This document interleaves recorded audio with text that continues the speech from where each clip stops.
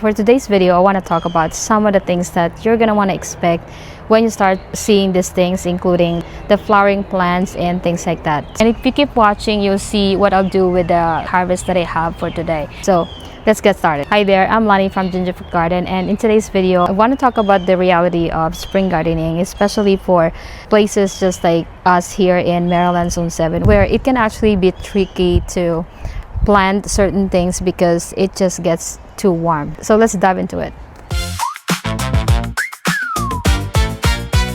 So right here, I actually have my cool season veggies growing in this raised bed, and at least 3 of my raised bed almost look like this. So this is a cover system that I'm using, and it actually served a lot of purposes because number one, it protects them from wildlife, including deer and raccoons and even cats. I love our outdoor cats and I definitely adore them, but I don't really like them being on my raised bed, especially if they're going to make a little box out of this. The way I protect it is I use a cover system just like this. This is a fine insect netting that I actually have been using for a couple of years now, and I'm actually thinking that a couple of them have to be replaced already.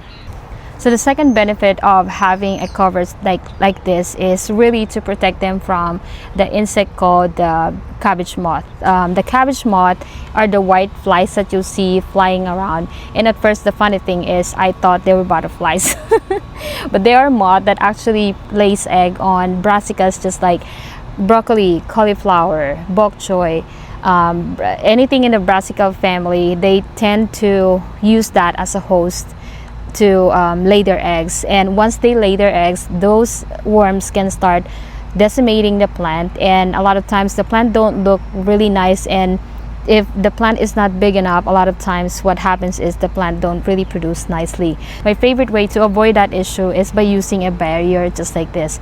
Insect netting is pretty inexpensive. I actually got mine from Amazon, and I'm gonna link it in the description below. This one is pretty easy to do as well. This is basically made with polytubing, this one right here, and I secured it with a stake and then the insect netting. This is basically how simple it is, and I use a clip just like this, but you can use binder clips, things like that, just to secure it in place. It's an inexpensive way to protect the plant from the cabbage worms and whatnot. Vego Garden actually have a system as well, so this is their netting, and what I like about this one is I could actually replace this with another cover, which is great for when it's winter, and actually do the same thing with the other one as well. But this one is a lot easier to manage because it has a zipper that can allow you to easily access or get the plant that you wanted to get from the raised bed. So this is one of the reasons why I like this system. But if you are looking for a budget-friendly alternative, there is a way to do that, and you could just create the frame to create the cover. Some people would just drape it over to the plant, but I definitely don't.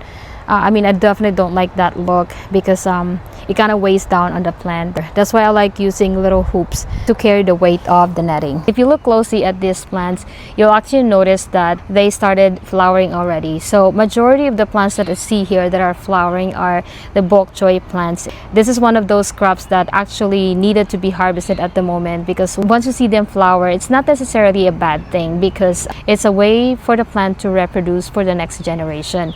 But for us growers, a lot of times this is discouraged. This is almost like something that you don't want to have in your garden, but this is something to be expected, especially this time of year. One thing to note about brassicas is that at a certain temperature they're gonna want to start to bolt or start flowering because they are quite sensitive to hotter temperature, just like today, which is 90 degrees. Some of them are actually being encouraged almost to start flowering.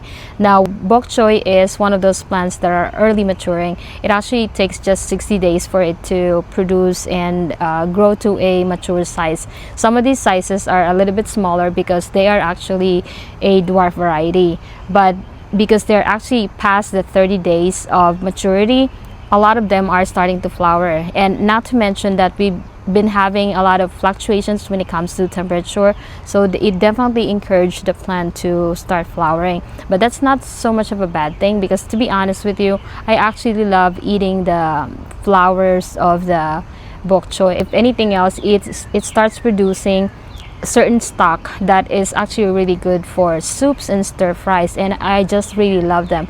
But I also don't want to wait too long, because what happens when you wait too long is the stock becomes too fibrous, so you're not really gonna want to eat that anymore. So at this stage where they're just starting to produce the flower, that's when you definitely want to catch it and want to harvest them before they become too fibrous. When you see this in your plant, don't be too surprised, don't be mad. A lot of people are so discouraged whenever they see bok choy and brassicas start flowering, but it can also be a good thing. Commercially, you just don't see them because it doesn't appeal to a lot of people, and the flowers also go bad very easily. That's why they are not sold commercially. But if you're a gardener, you get to experience the plant at different stages, and you get to appreciate them at different stages. Now, I don't have the goal to produce seeds. That's why I'm not gonna allow this plant to produce the pods for collecting seeds, but I will be harvesting them today so that I can actually enjoy them. So I have grown a lot of bok choy, because bok choy is definitely one of the plants that I really enjoy eating. I'd say that I could eat it every day. I don't know when I'm gonna be tired of it, but I just love growing and eating bok choy. That's why I also decided to grow a lot. Now, the tricky part is I cannot eat all of them all at once, but I have a plan to preserve them. Yeah, so join me as I harvest this. One of the fastest and most rewarding vegetables I grow every year is bok choy. I started this bok choy indoors back in January, and by March, they were already outside. That's one of the reasons I love growing bok choy so much. It grows fast and gives such rewarding harvest in a relatively short amount of time. And honestly, we use it a lot at home. Bok choy is incredibly versatile and looks so well in Asian dishes like soups, stir fries, noodle dishes, and veggie medleys. But one thing I learned over the years is this: if you grow a lot of bok choy, you need a plan for preserving it. My favorite way to preserve bok choy is by freezing it, but before freezing, I always blanch it first. Blanching is basically a quick cooking process, either boiling or steaming, followed immediately by an ice bath.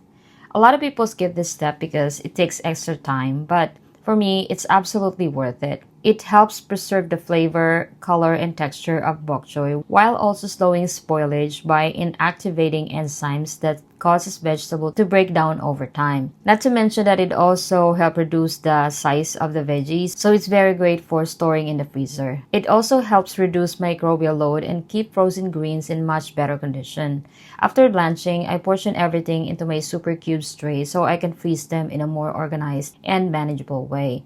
And honestly, that has been such a game changer for me, because once the garden starts producing heavily, everything comes at once. And since my freezer is already almost full most of the time, I'm always looking for ways to maximize the space I have. And by the way, this is not a sponsored video. I just love this product a lot.